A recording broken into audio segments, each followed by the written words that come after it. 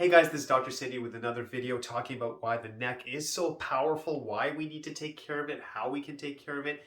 If you like the video, please like, share, subscribe. Let's jump into it. So today's topic is power neck. We're going to talk about the top tips of why you need to take care of the neck and how we can take care of the neck. So we're going to start with the why, then we'll get into the how. So why is this area critical? So first of all, we know obviously, yes, it's there to hold our head up. It's a connection between brain and body, but let's go into more detail. So it's literally sitting at the top over here. We have that structure, which is the neck. Medical term would be the cervical spine or the top area of the spine. What different terms are used for that. But as I was mentioning, this is how the brain talks to the body. So it's a very critical junction. Now, locally, if this is not working or functioning the way it should, we may see things like pain in the neck area. We may have things like stiffness, inflammation, tenderness to the touch. We can even have situations where if some of these nerves are getting pinched, it can cause numbness or tingling to go into the arms and hands. We can have headaches. We can have dizziness. It can be quite uncomfortable. It can make life difficult. It can make work difficult, your personal life difficult if this is not healthy. Now, going further, so what do we know the job of the brain? The brain is controlling the whole system. So if there's issues in that gateway, that bridge to the body, obviously it can affect performance in the body. And then again, if we talk more locally, what else can happen is if there's pressure here, yes, it can start to affect anything that controls this top area like eyes, ears, nose, throat. It can affect someone's focus, your ability to concentrate, even your mood. It's a very critical area. And if this is chronic enough and this is not healthy enough, it can even affect your sleep quality. If you're getting enough sleep, how long you're sleeping, the sleep can obviously just get affected. It can affect your balance system. And in severe cases, you could have something like vertigo. If it's not as bad, dizziness. But again, just it's such a critical area. So we really, really want to make sure we give it the care it needs. Also, if we start to lose mobility, you might actually hear clicking, grinding sounds. That's not good. I always tell this to my patients. A healthy spine should be silent. It should be moving freely. If you're hearing a lot of pops, if you're hearing like a grinding, like grating sound, that's not good. It should be flowing. It should be free. We want this to be healthy as possible because I would say in the spine, if you actually look at the research as well, it's a very, very important critical area of the body and specifically of the spine. It's very powerful, very powerful. So what do we want to do to take care of it? So I'm going to actually start at the top would be drinking water. Hydration is critical. It's obviously good for the muscle tissue, the nerves. Also, every system in the body thrives with water. We need water in there, so hydration will always be a good thing. And by the way, if you're having a lot of liquids, that does not count as hydration. And you could say, there might be things you're having like some juices, which obviously have some benefits. You might be having different fluids, but water is its own category. Water has its own benefits. So I would say let's make sure we're drinking enough water.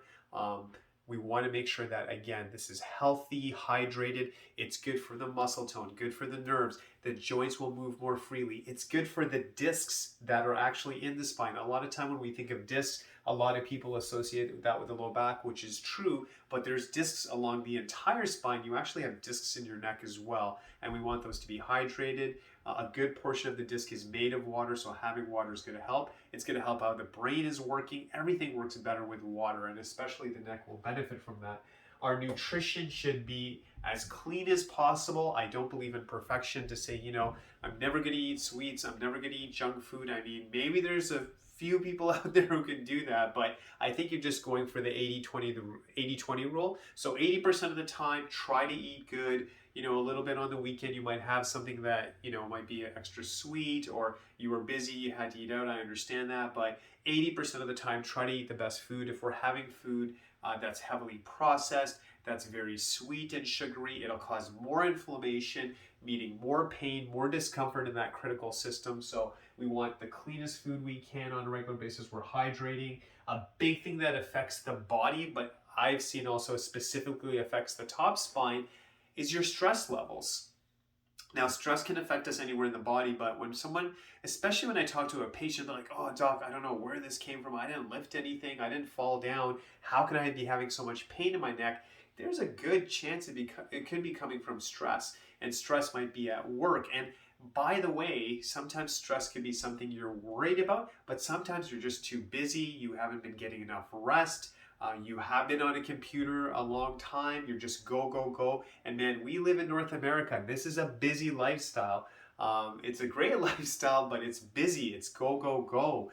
And if anything, it feels like life's getting busier. So busy, getting stressed. Maybe you're worried about work. Maybe you're worried about family life. Whatever it is, if we worry too much, if we're constantly in a state of stress, this will cause damage to this top area. So we have to be mindful for that. So we want to meditate, we want to pray, whatever makes you comfortable. Maybe it's reading a book, maybe it's drawing, listening to music.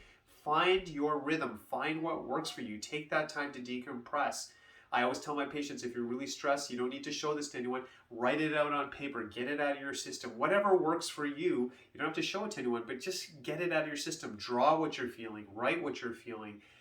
Just get it out of the system. We have to find ways to minimize stress so we have a healthier spine, and specifically the top spine.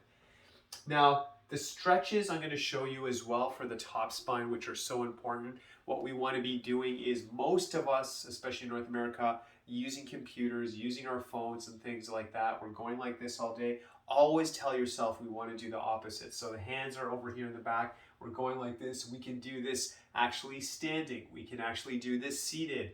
We can, when your car is parked and you're just about to get out, maybe just before you get out of your car, just do a few light stretches. So you want your head going back. This is opposite of what we're doing throughout the day. So this is obviously a positive thing. It's going to keep the spine, the top spine specifically, more healthy. So we're working, going here, holding for a few seconds, whatever we can tolerate. If you can go further, even better. And I always tell my patients, if you're really going like this and you're doing it right, I should be feeling it throughout my body. I should be feeling it at the top area. I should be feeling my low back. If you're really doing it and you're not feeling it, you need to go a bit further. If you're doing the stretch and it's uncomfortable or causing pain, then you need to ease up. So modify for your body type, obviously.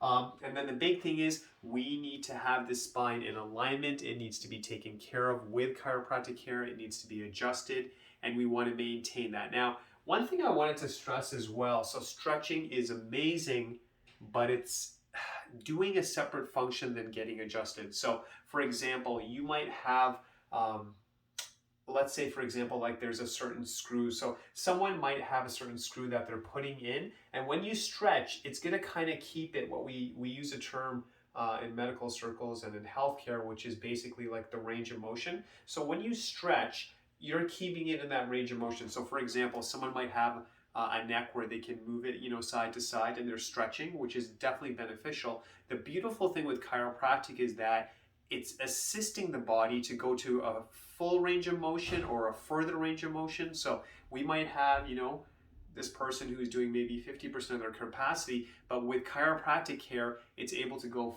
further. And now that person is stretching. So stretching is powerful. We need to do it. We're going to do it for the rest of our lives. But where chiropractic is different is we're saying, okay, you have that motion. With chiropractic care, you're able to go further. The body needs assistance. A lot of people, I don't know if they know this, but I see my chiropractor regularly. I teach this stuff. I deliver an adjustment. I still need to see a chiropractor because I know that my body, I can do certain things, but I need that outside assistance to go further, to unlock it. And it's a specific adjustment. So I might be doing stretches that's covering most of the body. But let's say, for example, when I stretch, and I'm just saying this for example, let's say everything's moving fine, but when I turn to the left, let's say C5 doesn't have that full range of motion. So I could be stretching and it's good, but I'm not getting that full range of motion. I see my chiropractor, I go on a Friday, they find there's a problem at C5. Now I have that full range of motion. I can actually stretch further. Okay, and when we have maximum range of motion, healthy range of motion, there's a lot of benefits to that. So the big thing is that you're going to have less grinding, popping sounds on the bone, so the less arthritic activity, less degeneration, which is always a good thing. That's better for the disc, less chance of a herniation or a bulging disc. It's obviously good for the muscle. Why would the muscles be tense? Because the body is so smart. It's actually trying to correct the situation. They're overworked and they're doing their best to help that situation. But if I have a free range of motion, if I can move properly, if I can move to that full extent, the muscles are going to be soft and supple and they're moving the way they should. But if I'm only moving at 30% and I go, wow, I'm stretching all the time, why am I not getting those benefits? Why am I always tense? The chiropractic adjustment will maximize the situation. It's opening the situation. It's really opening that range of motion so you can go further. And now your body's more relaxed. So it's good for the bones, less degeneration. It's good for the muscles. The muscles are soft and relaxed. They're not overworked. They're not getting taxed. And then the big thing in chiropractic as well is the neurology. You know, a lot of people will come in and they're like, you know, I need to get adjusted. And I can tell the way they're talking. They're like, you know, I think my bones are not moving the way they should, or this is out of place, which is part of it. But the big overall goal in chiropractic is neurology. We're actually working with the nerve system. Muscles are powerful, and that's great. We need to work with those systems. But what controls the muscle? What controls the messages going to your heart, your lungs? What controls that healing repair cycle? The master system we know in the research is the brain. The brain can only talk to the body through the spine. So all we're saying in chiropractic, let's keep that spine healthy. Let's keep it moving. So the messages from the brain and body are moving freely so you are healthy. You are feeling better. So the bones, the muscles, everything's at that optimal level. And then once we take care of that, let's maintain it exactly like the teeth. We brush our teeth, we floss all the time. We still see a dentist because they get through those spots we can't do by ourselves. That's exactly what chiropractic is. You can stretch and eat well, which you should, but there's certain segments that get sucked, and even with the best stretching, we just can't get that release. So when you go to a chiropractor, they'll find those areas that are just not moving properly, release it, for maximum neurology. We want the nerves to be healthy. We want the nerves to fire freely so you have better function, so the body works better. That's really our intention. So that's why we need to take care of this top body. We want to have healthy brain communication to the body. The body can communicate to the brain. So we always want healthy neurology. That's our driving force. We want good biomechanics. We want to feel our best so we function at a higher level and we have an awesome life. So I really hope this helps you as always. God bless you and your families. Again, if you like the video, please like, share, and subscribe. I'll be here again giving you more information next week. And as always, God bless you. Dr. Sandy, signing off.